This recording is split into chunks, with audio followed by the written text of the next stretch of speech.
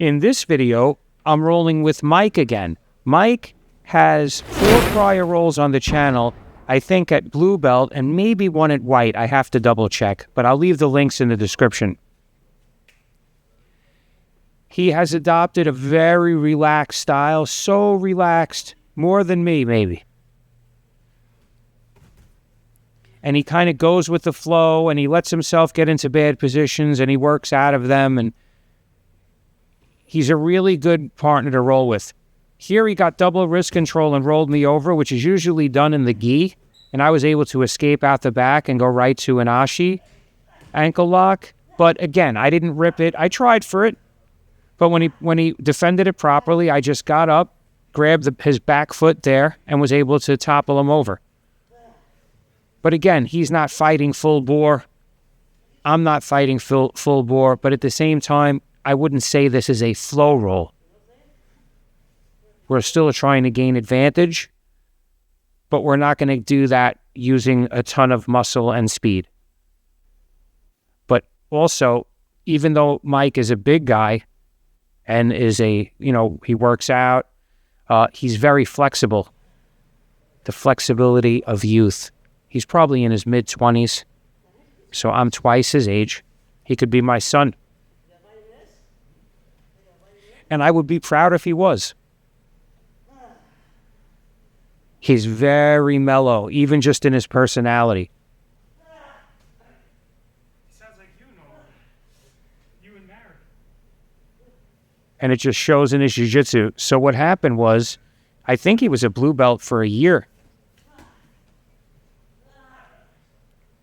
before he was promoted to purple. When I roll with him, I tell him, I go, are you going easy on me? Because I see, when you're rolling with these other guys, you're really implementing your game. And he's like, oh, well, no. He's like, but he goes, honestly, you're stopping a lot of the things I would normally look to do before they begin. I thought that was an interesting answer. There I was able to kick his hook off. I have his neck in a clinch. I'm looking to tip him over and try to pass. So here I'm fighting one leg and one hand and trying to staple his leg. If I really wanted to pass, if this was a match, if this was life and death, I would just stand and pass. But I need to sharpen this part of my game, and this type of passing is safer. Because when you're running around somebody's guard, you never know what they're going to do. But if you can do like a pin pass, a pin style pass, there I was looking for the darce, and look how he came up over my back and was able to roll me over. That was amazing. Here I would be in like I'm in a cradle there. That's where my knee injury is at the moment that this video was filmed. It's better today, by the way. So I just asked him to not really pull on it, but that was a cradle. And in gi, it would have been a bow and arrow choke. So here he's got his knee to my hip. That's exactly where it should be. Then I made space. I shrimped and got my knee back. And now I'm back to the ankle pick. Again, he could fight that a lot harder than he is. See how he inverts for a big guy, also with his strength. Like sometimes I get to a position where I would finish most people, and he just is able to resist it, just, so much stronger than me. So there, that was interesting. See, I'm making space. See, so I made enough space to get the north-south triangle, and I had it pretty tight in there. But he was able to get out. But making space is a very important principle. You don't have to just lay there. If you can make space, that will allow you to get your knees back in, aka rashguard. So there he passed, and when he went to mount, I sat up, and he fell back, and I spun, and I have his leg hooked. See, I'm going under his leg. Now I'm in like an ashi, almost. He's pushing my leg down. He's preventing it. He's doing a good job of preventing meaningful connections. But I was able to just lift his right leg straight up and get the sweep. What I love about jiu-jitsu is there's an answer to everything. No matter how strong someone is in one direction, there's an empty, dead angle in the other direction. So here I'm looking to deal with his hooks, kick them off. Now I'm going up the middle with my pass to the leg staple. Now all I have to do is switch my hips. But he's doing a good job of inverting. Now I'm back to knee on belly. And he's doing a good job of framing and making space. He's basically bench pressing me off of him to bring his knees back in.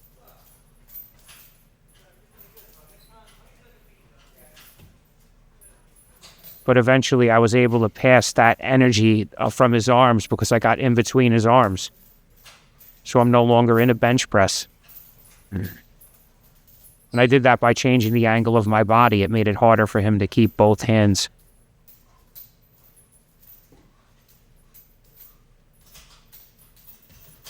So here I'm looking to set up something. I might be going for an Americana on the other side with the dilemma of the arm bar on his right side. Also notice, and I'm not bragging, but this round is already at 7 minutes, so we did a 7-minute round. It's longer than most gyms. And I stress that. I think that's a very important part of jiu-jitsu, that in class you should do long rounds. Do a 15-minute round with somebody. Do a 20-minute round. Get to know their jiu-jitsu. Let them get to know yours. Because that's where the deeper answers are. Or the things that we need polished. We don't need to polish our A game. So this is a little bonus segment for people that watch till the end. And I'm going to show something with the push-pull principle. So I'm a principle-based learner, in case that's not obvious. I don't learn as technique A, B, and C. I look at it as principles. So there's the making space principle, there's the push-pull principle, there's the can inside a can principle. So this is an example of the push-pull principle, and I mean, this is also in Tai Chi. Not that I'm a big Tai Chi person, but I did study it a little bit, and this exact move is pretty much in Tai Chi. So I'm not sure where I got this. I mean, I'm sure I didn't invent it, but I might have personally gotten it more from Tai Chi than a jiu-jitsu instructor. So it's pulling the arm by in the arm drag, and then when he resists, pushing his wrist, your opponent's wrist, into their body, into their torso, which will cause them to go back on a dead angle. So I'm pulling. When he resists, look, I ankle pick right up. So that was a little bonus technique. If you gain value from my content, you want to help support the channel, there's an Xmartial link in the description. Anything you buy off there is 15% off with code JITSOver50. I have a rashguard on sale for $60. With that code, it'll be even less. Thank you for watching. Please like, share, and if you haven't already, subscribe. Thank you.